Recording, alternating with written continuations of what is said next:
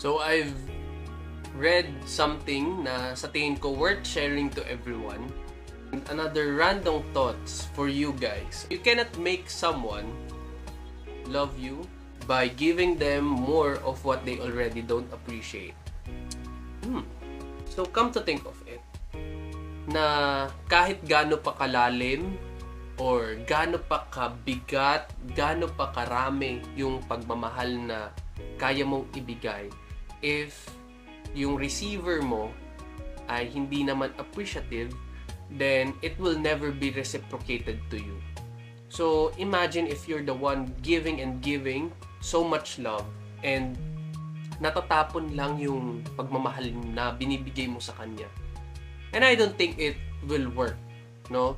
And don't be on the level na sa tingin mong nasagad ka na.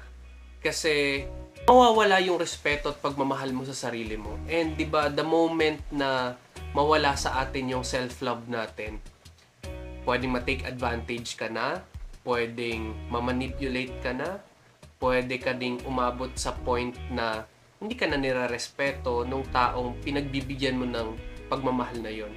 And it will have a domino effect to the people around you. So always make sure na it will be reciprocated. And always know na yung love natin na binibigay, regardless how small or how big, it must be appreciated. Bye!